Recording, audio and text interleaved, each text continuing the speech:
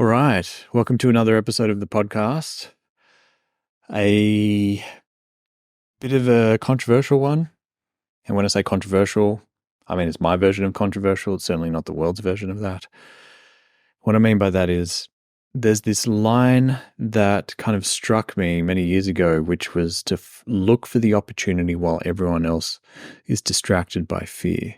And this line resonated with me. I don't know where it came from. I'm not even sure if it was me or someone else. If it is somebody else's line, I'd love to give them credit for it. And it was really interesting because it struck me that while it may appear that everybody is distracted with fear or some kind of emotion that's overwhelming them, that doesn't necessarily mean that we have to buy into that.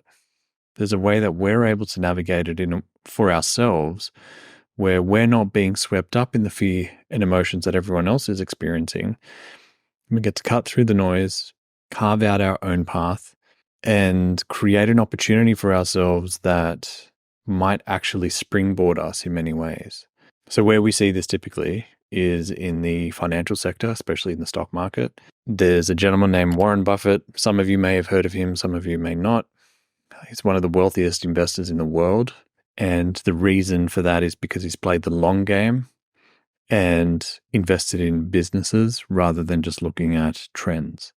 And one of the things that he shares commonly is he has this famous line where he says, buy when everybody is selling and sell when everybody is buying. And what he's referring to there in terms of the stock market is buying shares when everyone else is selling their shares and selling your shares when everyone else is buying. And the reason being is because he's wanting to move against the current of the populace, of the masses, if you like. And the reason being is that most people, when you look into the psychology and the mindset of finances and how it's all governed, you will find that people are usually being run by their emotions. So when things are really good, they might buy more. Or when things start going down south, they end up and things start dropping in the market, they might start getting scared and selling out. And so what people are doing is they're buying when things are really expensive and they're selling when things are really cheap, and they're losing money in between. We saw a lot of that in the initial months and weeks of the pandemic, where the stock market actually took a significant hit very quickly. I think it was about 25 to 30% as an overall index dropped. And so a lot of people lost money because they were selling. Had they just held on, the market eventually bounced back and they wouldn't have lost any money at all. But because there was panic and people were being influenced by their emotions and their fear, they were selling. They weren't thinking things through, and they were getting out of the market and selling out their positions and losing a bunch of money in the process. I mean, we see mass emotions and mass fear when you look at, again, with the pandemic, we saw toilet paper running out and tissues as well, because people were panicked and they were buying something that they felt like if they didn't have, they'd be in a vulnerable situation. And so there was a lot of fear when people were buying significantly more toilet paper than what they would usually buy, even though the supply chain had enough for everybody and didn't intend on slowing down production anytime soon. Suddenly it just got snatched off shelves, and that created this kind of cascade of panic. And so what was really interesting, it got to a point where my wife asked me during that period, she's like, should we be buying like a huge stack of toilet paper just in case? And, I said to her, I'm like, we can, but we don't need to rush to do it. We're going to be fine. Like, there's plenty of toilet paper in the world. It's not going to be something that we're going to be really concerned about. There's greater concerns here, like the actual health of people rather than toilet paper. And that proved to be true, right? We did need to stock up, and we didn't really stock up that much on toilet paper, but we had enough to get us through until the supply chain restocked, and then, it was readily available whenever we needed it. And so this is the power of emotions and fear, especially when you see it in a mass condition, or when you're seeing it in the marketplace, or you're seeing it in the masses and the general population. They're usually being governed by their own emotions and not thinking things through. In fact, we see it, you think about Black Friday, right? And then I think, what do we have? Cyber Monday. And you see a lot of people, and then in Australia, at least, we've got the Boxing Day sales. You've got all these different huge sales, and people are buying things that they wouldn't usually buy, or buying quantities that they wouldn't usually buy out of fear of missing out, right? These are fears. Their anxieties. In reality, their lives will be fine without these purchases. But because they're being governed by their emotions and they're not governing their own mind, they're not thinking using the executive center of the brain, the prefrontal cortex, they're not thinking things through. And usually this leads to people losing money in their lives because they're spending more than what they actually need. They can't really break out of this cycle. And so I think, at least in the financial market, that's definitely true. But in the business world, we see this too. So usually there might be a period of time where it appears that a market goes quiet, or because of the inflation rates, things start to slow down and people start getting a little bit worried. So they start tightening their spending. And then businesses might start getting panicked, thinking, well, the market as a whole is not doing well. I'm starting to shit myself. I'm starting to get really scared about the situation out there. And so you start getting scared. And then you start hearing from other businesses who are all reporting the same thing. And while there may be an element of truth that the market's dying down, even in quiet markets, even in recessions, businesses have boomed. And so it's a matter of not the market conditions, but who's looking for the opportunity. We also see this with the recruitment space, people looking for jobs and unemployment.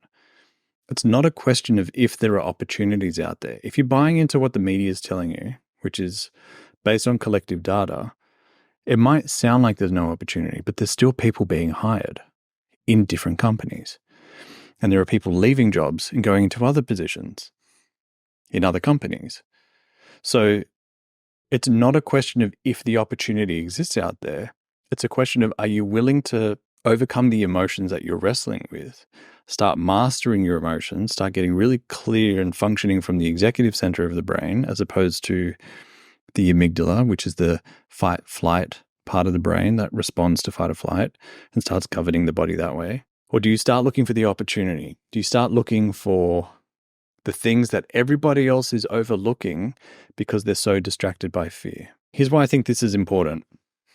You've most definitely experienced a moment in your life where you've been stuck in fear or anxiety or overwhelm. In those moments, you find it really difficult to think clearly. You can't think rationally. You can't think creatively.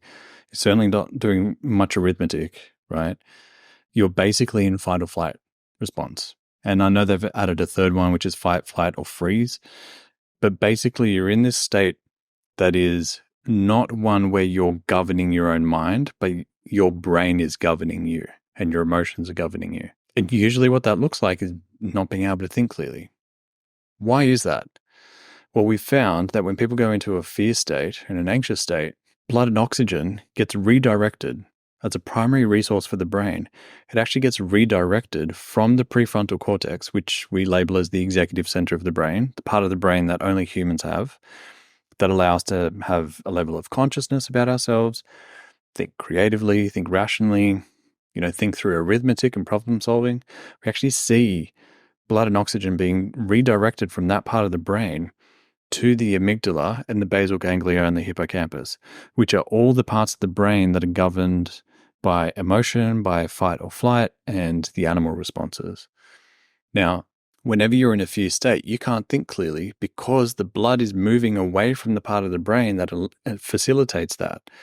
And it's being prioritized to the part of the brain that deals with fight or flight. Now, if you actually calm the anxiety and the fears, you'll find that you can think clearly again. And you can start making wise decisions, considered decisions, and think problems through with creative solutions, right? And so when we look at that from a neurological standpoint of what's actually happening in the brain and why that's making it difficult for people to use their mind the way they want to, and we superimpose that over a collective group of people that are anxious or in a fear state because interest rates have gone up, or there's some kind of inflation, or unemployment is at an all-time high, or people are being laid off, or salaries aren't going up, or people can't afford their mortgages, or people can't find a home to live. The doom and gloom, it's a really long list. And that felt long just running through that. They're all in this fear state.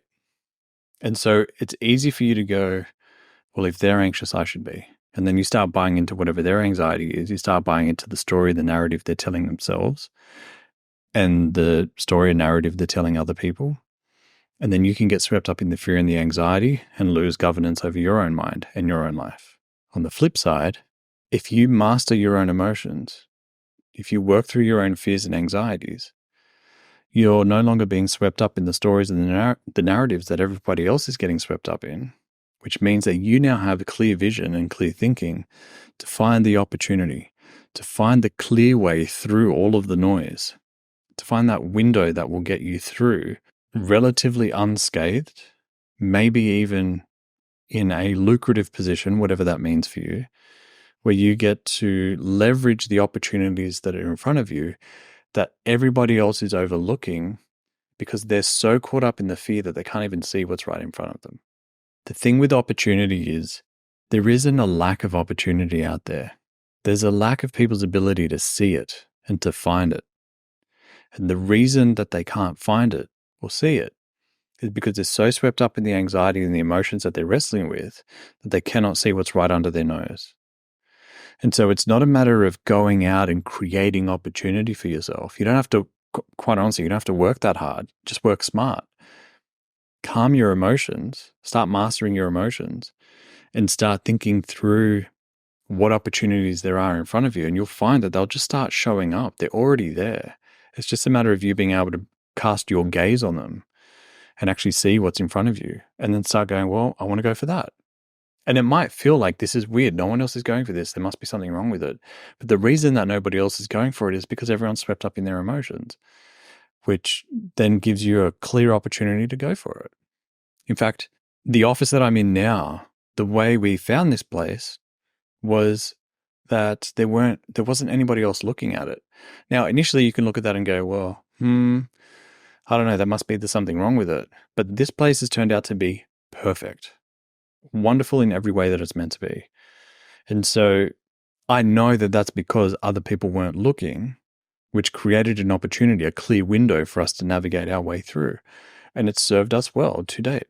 And I've got like numerous situations where that's been the case for me, only because I've been able to navigate and overcome whatever fear and anxiety might have presented, or I'm just not experiencing it while everyone else is.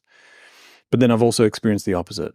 I've also been swept up in fear and anxiety earlier in my life, along with everybody else, which has then made it difficult for me to be able to see any opportunity, any way to be helpful, and just be swept up in the collective emotions and psychology of everybody else, which in essence means I'm a product of the environment rather than being a product of my own thinking in spite of the environment.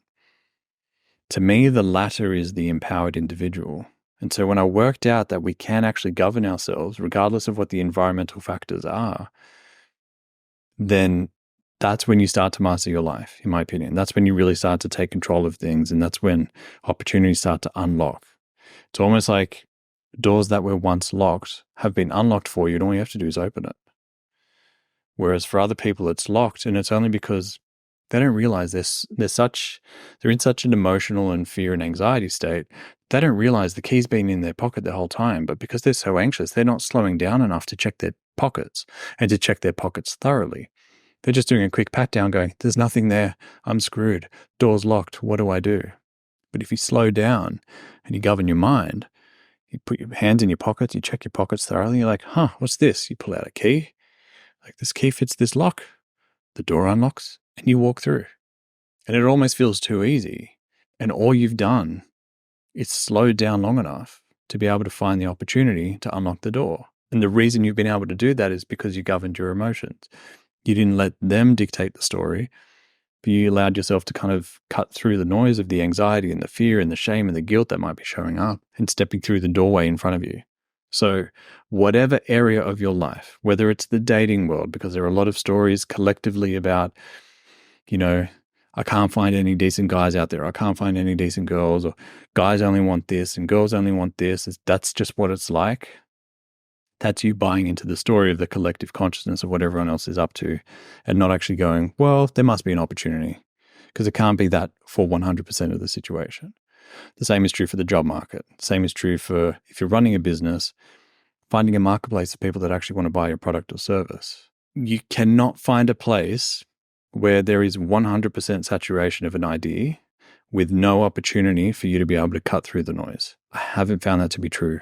I've been doing this for a long time with a lot of people from different fields, and every time we find something. There's always an opportunity. It just takes overcoming the emotions to then show you these opportunities. Think of it like, usually we talk about rose tinted glasses when we're looking at something and it's all amazing and romantic and whatever. I don't know if you've ever tried like yellow tinted glasses, but whenever you put them on, it actually makes all the things that are yellow in your environment disappear in terms of how much notice and how much attention they draw. Because the lenses that you're looking through cancel out the yellow that you're seeing there. And so you can't really see it. It doesn't jump out at you. Other colors might, but yellow doesn't. And then when you take off the yellow lenses, suddenly everything that's yellow jumps out at you. You see it all. Now, all those things that were yellow were there the whole time while you had the yellow lenses on. But it wasn't until you took them off that you started seeing the opportunities that were there.